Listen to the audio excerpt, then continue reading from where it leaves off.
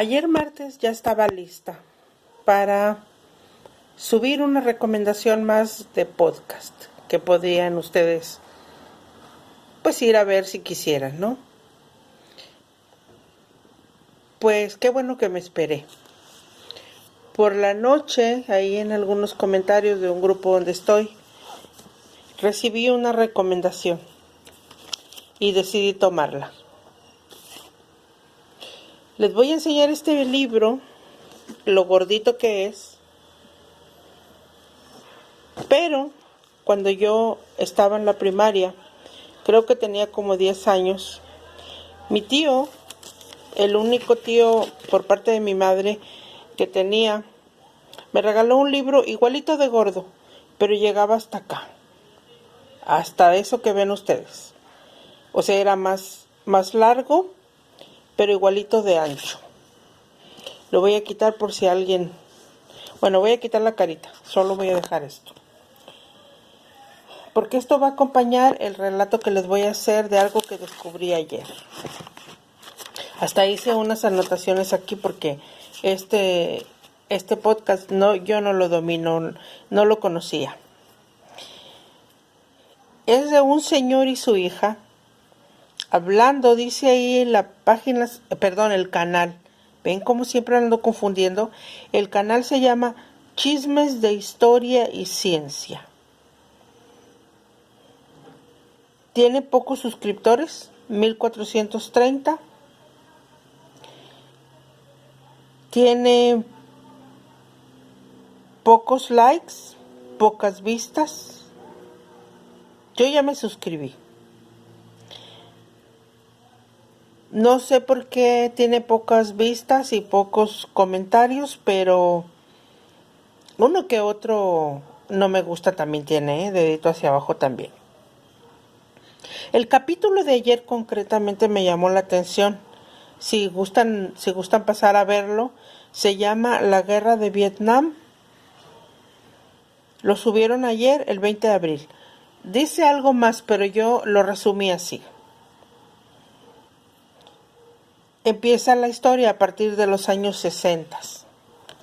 Yo nací en el 62. Todo lo que se narra ahí, mis maestros de la primaria, que yo sí tuve excelentes maestros en la primaria, mis maestros de historia, contaban varias cosas de lo que había ocurrido en Vietnam en los 60. Yo era una niña en ese momento.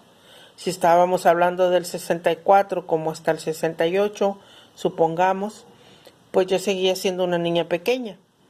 Pero cuando fui a la primaria, mis profesores de historia contaban algunas cosas. Mi tío me había regalado un libro, que ya les dije lo gordito que estaba, pero más ancho que este. Se llamaba El Encuentro de la Valquiria. No me pregunten de qué se trataba, yo lo devoré porque me gustaba mucho leer, pero no recuerdo de qué se trataba. Pero conforme el señor del canal de Chismes de Historia y Ciencia, mientras él iba hablando, yo iba recordando muchas cosas que mis profesores y yo había leído en algunos libros, aderezado con las películas de Hollywood y unas cosas que yo veo mientras ando en el transporte de Texas. Voy a hacer ese resumen a mi manera. En mi mundo, sin base ninguna, siempre les digo eso, sin base ninguna ni fundamento tampoco. Solo lo que he visto, escuchado, que percibo y que yo siento y pienso. Este señor, mientras iba hablando, me doy cuenta que el señor es como yo. Ese señor soy yo, pero en hombre, ¿no? Él va narrando las cosas, en algunas cosas, aunque el tema es delicado y es crudo, todos lo sabemos, lo adereza con algunas palabras altisonantes, dicen las personas, pero que en ningún momento se escuchan así porque sí caben ahí en lo que él está diciendo y se le escuchan muy naturales. Porque el conocimiento no está peleado con las palabras altisonantes, están en nosotros. Si son de manera natural y sin ofender, están en nosotros. Entonces yo recordaba esa época de mis libros, mis maestros, luego las películas de Hollywood. Y cuando llegué a la maquila, recuerdo cuando yo estaba en ingeniería, llegó un tipo. Me recordó mucho la foto que puso este señor ahí. Me recordó mucho y este tipo que llegó ahí me contó algo que yo, como la persona así que no me creo todo lo que me dicen, lo puse en duda y hoy me doy cuenta que es verdad. Llega él y nos dice, me llamo Hot Dog. Así dijo. Lo miramos y le dijimos, no, no te puedes llamar Hot Dog. Bueno, es que estoy abreviando, estoy tratando de encontrar para que ustedes entiendan cómo me llamo. Bueno, escríbelo. Y entonces él escribió H.D. Nguyen. Y esa palabra, ese apellido, ese nombre lo acabo de escuchar con este señor en su narración.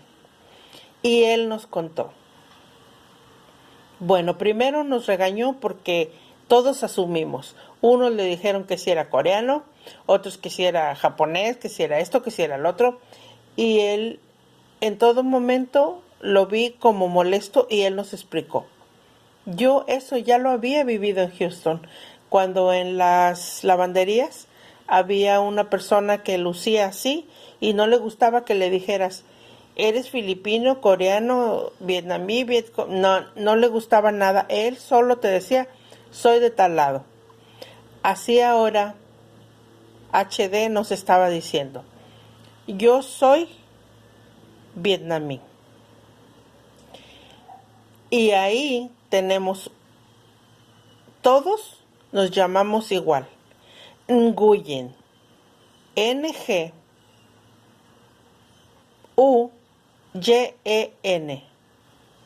No lo podíamos pronunciar, nunca pudimos. Si me escuchan, lo estoy diciendo Nguyen, como se escribe. Nunca pudimos. Él lo hacía porque era su nombre y era en su idioma. Pero jamás pudimos, ni siquiera los jefes. Los jefes nada más se dirigían a él así genéricamente, nunca le dijeron ni su nombre ni sus apellidos. Y él nos explicó, yo soy vietnamí, vivo en todas esas palabras que este señor dijo, él las dijo, vietnamí, vietcong, mi nombre, ahí todos nos llamamos igual. Todos somos Nguyen.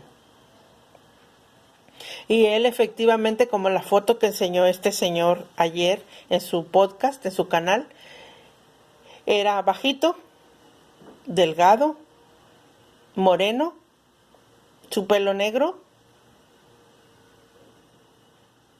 y sí era callado, sonreía muy poco, pero no era grosero, no subía la voz. Siento que era más bien un poco tímido y receloso de todos nosotros. Pero él era un ingeniero, trabajaba para Estados Unidos. Él venía a nuestra planta a enseñarle a otros. Pero él ya estaba viviendo en Estados Unidos y tenía un buen trabajo.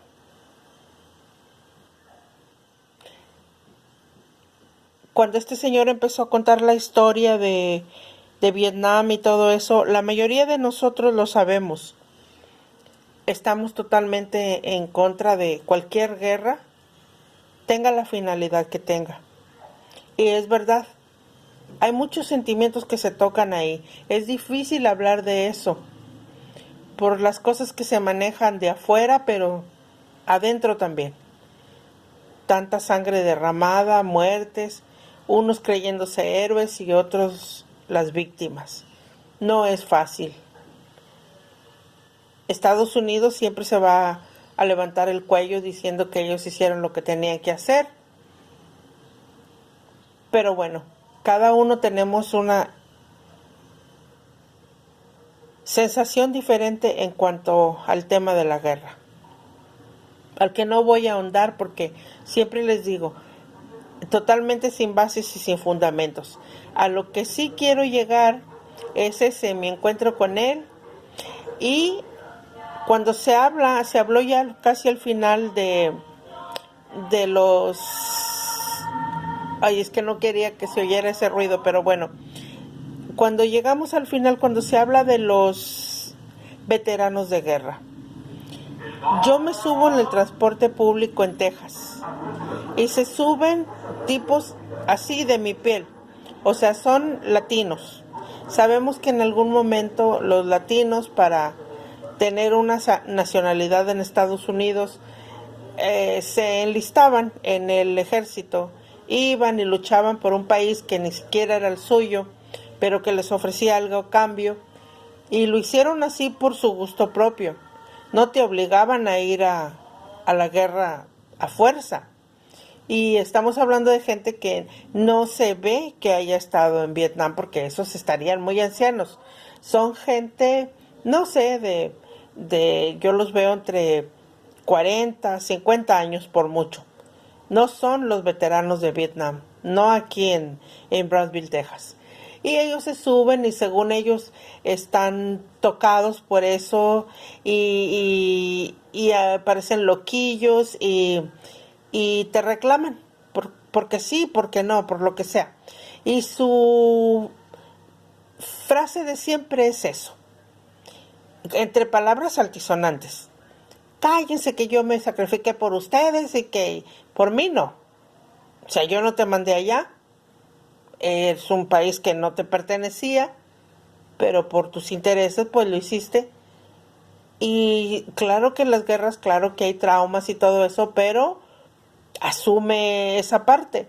Y si el gobierno te mantiene y te llevan a terapia, pues ahí está.